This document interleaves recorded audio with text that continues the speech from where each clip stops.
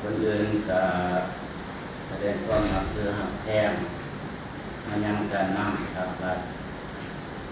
กำลังความกันศาสตร์ของแต่งความสมุขคนแม่ต้นส้นทราบแพงมันก็คือตีกระบุนับถือข้าพเจ้าอนุสาแก้วประเสริฐห้องเลขาปักหาฐานห้องหัวหน้าแผนกสาธารณสุขแกงได้ตั้งมาให้คณะนำของแผนกจะมาขออธิบายต่อวันให้วัคซีนกันพยาธิในปี2026นี้เรียกว่าการให้วัคซีนกันพยาธินี้พอเขาได้กำหนดเอาวันที่2หาวันที่11เดือนมีนา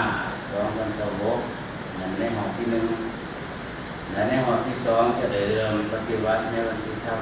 23หาเดือนวันที่23มีนาหาวันที่2เมษายน2026ซึ่งในวันที่2หันผมจะได้จัดพิธีเปิดอย่างเป็นทางการโดยที่เอาอยู่ในเมืองสามัคคีไซเป็นเรื่องเกิดพิธีการอย่างนั้นจะได้ดำเนินการสักยาไปทุกเขตในตัวแขนก็คือของพวกเขาและจุดประสงค์และความสำคัญในการให้วัคซีนจำกัดยานในครั้งนี้ก็เพื่อตอบโต้การแพร่ระบาดของพยาธิโดยเฉพาะคือพยาธิโปลิโอที่พวกเขาเคยหับผู้ผ่านมาหันเพราะว่าพยาธิอันนี้มันก็มีความจำเป็นที่พวกเขาจะต้องให้ปกป้องเป็นพยาธิเนี่ยแล้วมันจะเห็นให้ดูร้ายของพวกเขาอ่อนเพลียซึ่งปัจจุบันเนี่ยก็ยังหมดทันได้มีการกินกลัวหรือว่ารักษาหลายอย่างให้เศร้าดีและอีกเรื่องก็เพื่อพวกเขาจะได้สร้างทุกกันให้ดูร้ายของพวกเขาหันมีสุขภาพแข็งแรงลดทอนการเจ็บเป็นของลูกหลานของพวกเขาและในการให้วัคซีนให้ครั้งนี้พวกเขาก็ได้มีการเตรียมหลายขั้นตอนเช่นว่าการขุนแทนงบประมาณในการจัดตั้งปฏิบัติและการกำหนดสถานที่ในการบริการ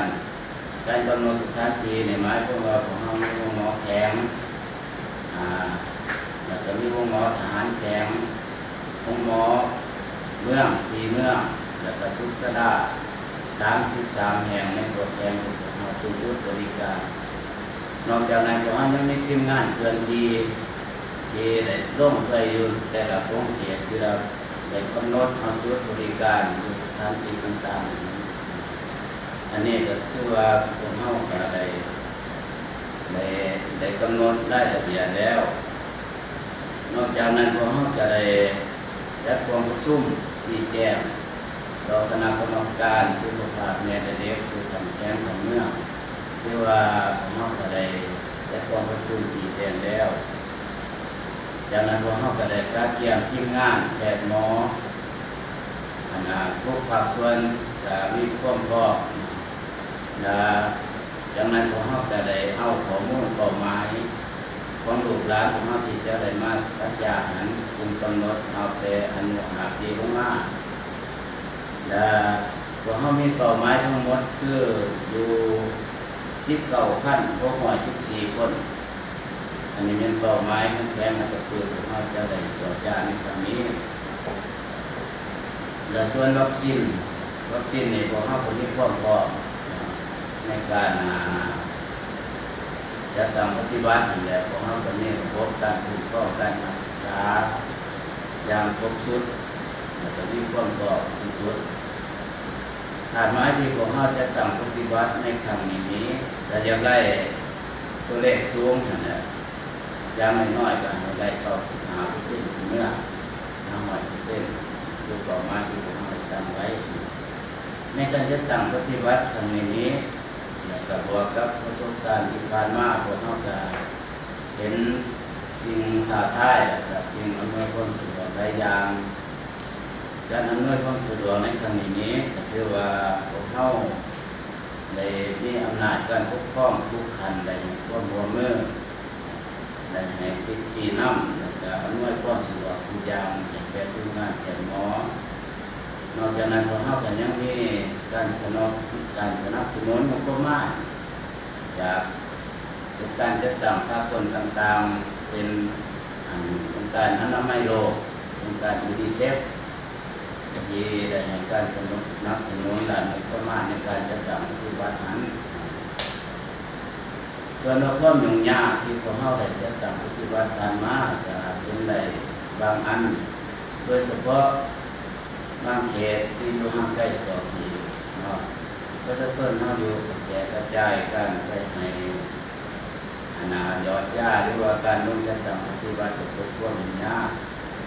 ในนั้นก็จะส่วนเราจะมีหลายสถานที่หลายบนมีการเคลื่อนย้ายประชากรไปมาเป็นให้ข้อมูลของพวกเราที่มีไว้ขาดเคลื่อนและบางส่วนก็ยังเป็นว่ายังบ่ทันเข้าใจเป็นไรหรือว่าต่อกับความสำคัญกับการยอดหญ้าในครั้งนี้เพราะฉะนั้นแล้วข้าพเจ้าจะในนามต่างหน้าให้การนำของแผนกสาธารณสุขแขวงก็ขออยากห้องว่ายังผู้ปกครองที่มีลูกหลานและอายุต่ำกว่า5 ปีลงมานี้ให้สุญโญเขาเจ้าได้ไปยอดหญ้าพบส่วนตามที่สีน้ำของแผนหมอหันแล้วก็ขออยากห้องว่ายังผู้ประกอบการบรรดาบริษัทพวกอุตสาหกรรมของเจ้าโรงงานหรือว่าอำนาจการปกครองบ้านโรงเรียนและทุกภาคส่วนจงได้อำนวยความสะดวกและก็ได้ให้การร่วมมือกับทีมงานแพทย์หมอของพวกเราในการดำเนินไว้ห้องหาผู้ไว้ทุกที่ในการให้วัคซีน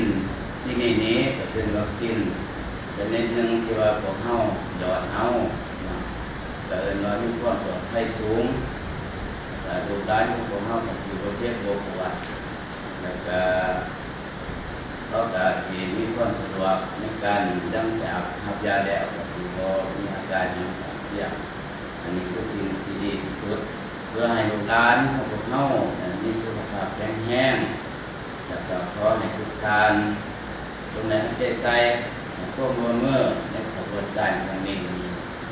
อย่างเป็นกระบวนการฝึกข้าพเจ้าจะขอเรียกร้องต่อทุกภาคส่วนคงรวมกันจัดตั้งปฏิบัติในกระบวนการยอดหญ้าของพวกเราในปีนี้บรรลุตามจุดประสงค์ในระดับหมายที่พวกเราวางไว้ขอขอบใจ